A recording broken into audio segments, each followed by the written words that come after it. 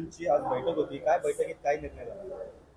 महाराष्ट्रात या व्यापार उद्योगाच्या समोर असलेल्या वेगवेगळ्या अडचणींच्या विरोधामध्ये गेले काही दिवस सातत्याने आम्ही सरकारकडे दाद मागण्याचा प्रयत्न करतोय। 4 ऑगस्टला या संदर्भात एक झालेल्या राज्यस्तरीय परिषदेमध्ये सरकारसमोर आम्ही आमचं मागण्यांचं चार्टर सादर केलं आणि 27 ऑगस्टला आम्ही 1 दिवसाचा स्वैच्छिक बंद जाहीर केला आहे। एपीएमसी मध्ये होणाऱ्या दुहेरी करांची आकारणी असेल, जीएसटी मधल्या क्लिष्ट तरतुदी असेल किंवा अन्नधान्यावर जीएसटी लावण्याचा मागील दाराने होत असलेला प्रयत्न असेल आणि या सगळ्या प्रयत्नांमुळे सामान्य ग्राहकावर या कराचा पडणारा बोजा असेल आणि या सगळ्या कराच्या बोजासाठी व्यापाऱ्याची होणारी पिळवणूक थांबावी यासाठी आम्ही हा 1 दिवसाचा लढा उभारला आहे। 27 ऑगस्टला आम्ही 1 दिवस पूर्ण राज्यातले सर्व व्यापार बंद राहतील आणि सरकारला आम्ही आमच्या मागण्यांचं जे निवेदन दिलेलं आहे त्यावर सरकारनं लवकरात लवकर निर्णय घ्यावा असं आम्हाला अपेक्षित आहे। या दुहेरी कराच्या आकारणीमुळे असेल आमचा व्यापार बाहेर जातो, छोट्या व्यापाऱ्यांच्यावर मल्टीनॅशनल कंपन्यांचं आक्रमण होतं, जीएसटीच्या तरतुदीमुळे व्यापार करणं हे अडचणीचं होऊन बसलेलं आहे। अशा अनेक विषय आहेत। शेतकऱ्यांच्या निगडीत असलेल्या बियाणे खतावर सुद्धा जीएसटी आकारला गेला आहे। अशा अनेक प्रश्न सरकारच्या समोर आम्ही मांडलेले आहेत आणि सरकारने याच्यावर लवकरात लवकर निर्णय घ्यावा अशी आमची आग्रहाची विनंती आहे।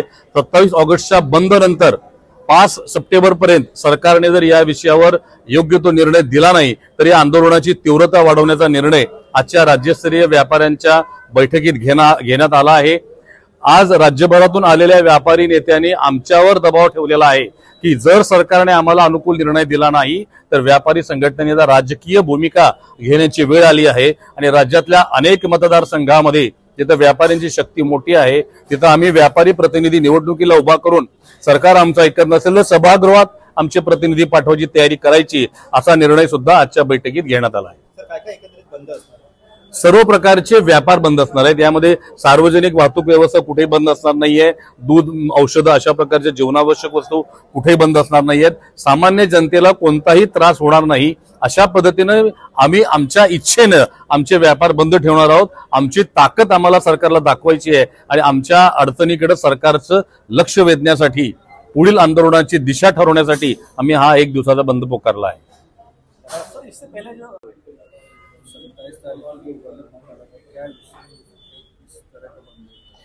27 को जो बंद पुकारा गया है महाराष्ट्र राज्य कृषि समिति द्वारा, ये पिछले 1-2 सालों से जिस तरह का वातावरण है पूरे देश में, जिस तरह से व्यापारी को प्रॉब्लम्स आ रही है, ईज ऑफ डूइंग बिजनेस की बात तो करते हैं लेकिन एक्चुअली धरातल पे है नहीं। कई तरह की समस्याएं हैं, एपीएमसी सेस का एक मुद्दा है, बीआईएस का मुद्दा है, फसाई का मुद्दा है, जीएसटी के मुद्दे हैं। जीएसटी में इतने तरह के कॉम्प्लायंस है, इतने लोग परेशान हो गए, नंबर ऑफ रिटर्न्स का इशू है। जीएसटी के रूल्स जब आए थे तब बहुत लोगों को पता ही नहीं था, गवर्नमेंट का पोर्टल रेडी नहीं था। अभी 2017 का नोटिस अभी आ रहे हैं लोगों के पास, कुछ छोटी मोटी मिस्टेक हुई है तो भी उसको टैक्स भरना पड़ रहा है। सरकार ने अभी इंटरेस्ट और पेनल्टी माफ किया 17 से 22 तक का, अच्छा काम किया, लेकिन टैक्स भरना 18% कोई व्यापारी कमाता ही नहीं है। 18 बिजनेस किसी का भी 2% के ऊपर होता नहीं है, 2-3%। हम लोग होलसेलर है, होलसेल से रिटेल बेचते हैं, 2-3% का व्यापार है, तो ये व्यापार 18% कहाँ से भरेगा? सरकार बोल रही है हमने इंटरेस्ट पेनल्टी माफ कर दिया। आप ईज ऑफ डूइंग बिजनेस कहते हैं तो ease of doing business actually धरातल पे लाइए। व्यापारी, महाराष्ट्र सबसे बड़ा औद्योगिक राज्य है, मुंबई आर्थिक राजधानी है, सब व्यापार के हब है यहाँ पे, और अब सब परेशान हो गए हैं। जब मुंबई का ही नहीं सुना जा रहा है, महाराष्ट्र का नहीं सुना जा रहा है, बाकी के पूरे भारत भर के व्यापारी तो परेशान हो गए हैं।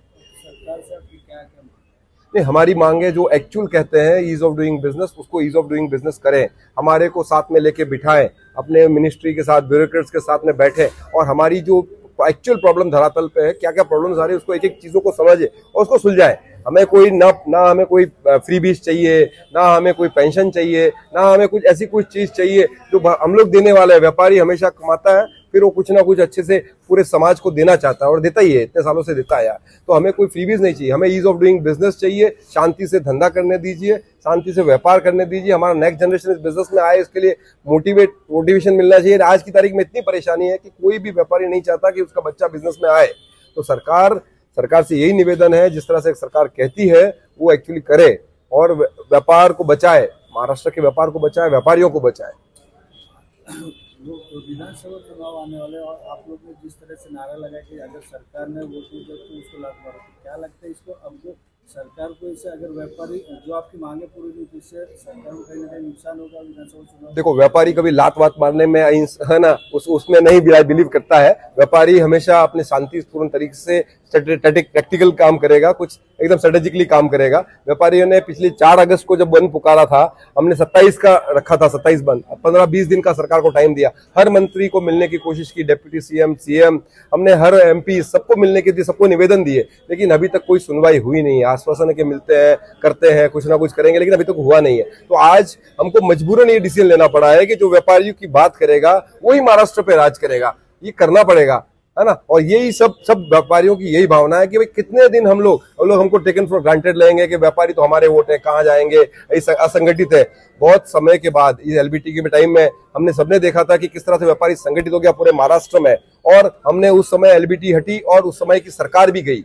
और ये व्यापारियों की ताकत है। व्यापारी अपनी ताकत दिखाना नहीं चाहता, लेकिन मजबूरी है इस बार कि हमें एकत्र होकर, सरकार को अगर हमारी बात नहीं सुनेगा तो हमें कुछ ना कुछ स्ट्रांगली, जब ये इलेक्शन आएंगे, अगर हमारी बात 5 सितंबर जैसे कहा गया कि 5 सितंबर तक हमारी बात नहीं सुनी गई तो हमें अगले इलेक्शन में हमारे तौर जगह जगह पे हमारे लोगों को खड़ा करेंगे, और डेफिनेटली उसका एक बहुत पॉजिटिवली इम्पैक्ट रहेगा उस पे, इलेक्शन के रिजल्ट्स पे।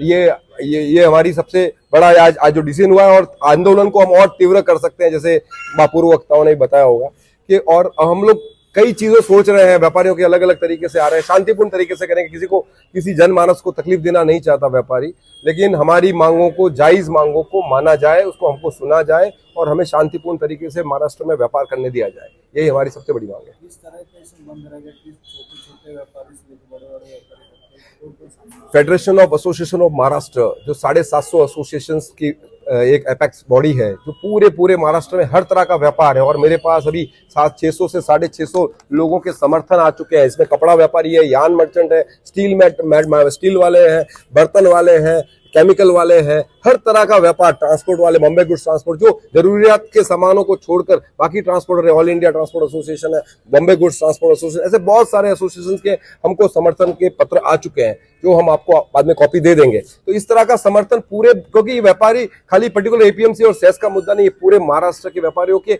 डे टू डे बिजनेस करने का प्रॉब्लम्स है, उसको ईज ऑफ डूइंग बिजनेस चाहिए। तो इसलिए इस बार हमें बहुत जोरदार अच्छा पॉजिटिव रिस्पांस मिला है, सारे व्यापारी एक हो गए हैं, और हमें लगता है कि 27 तारीख को जो सांकेतिक हमने बंद पुकारा है वो एक सिर्फ झांकी है। अभी तो अगर बात नहीं मानी तो आगे पूरी पिक्चर बाकी है। कई बार देखा गया छोटे व्यापारी जो है बंद रखते, लेकिन मॉल शुरू रहते, तो इसमें मॉल वाले भी शामिल होंगे या मॉल, देखो मॉल से वो उनको कोई फर्क पड़ता नहीं, बड़े व्यापारी होते हैं, मॉल में होते हैं वो। हमारा जो लड़ाई है वो छोटे व्यापारियों की अस्तित्व की है, उन लोगों को बचाने की है, क्योंकि बड़े लोगों के तो बड़े सेटअप होते हैं, उनके पास फाइनेंस भी इजी मिल जाता है, मल्टीनेशनल का सपोर्ट रहता है, फाइनेंसिंग इजी हो जाता है, गवर्नमेंट की पॉलिसी भी बहुत बार उनके हिसाब से बनती है। लेकिन जो छोटे व्यापारियों और जो हमारे यहाँ पे होलसेलर रिटेलर जो इस लेवल पे है, उनका बचाने के लिए, उनको बचाने का ये हमारा ये पहल है। हम चाहते हैं कि उनको सपोर्ट करें। सरकार से आज भी निवेदन करते हैं फिर से एक बार कि सर व्यापारियों की सुने, व्यापारी आपके साथ रहते हैं, इतने सालों से रहते आए हैं, हम हमेशा रहेंगे आपके साथ, लेकिन जब हमारी कोई नहीं सुनेगा, हमारे खुद के ऊपर आ जाएगी, हमारे परिवार पे आ जाएगा, तो हम कैसे करेंगे। हमें एक बदलाव नहीं चाहते, लेकिन फिर भी अगर नहीं मानेंगे तो हमें बदलाव करना पड़ेगा, मजबूरन करना पड़ेगा। Jitendra Shah, federation of association of Maharashtra, president.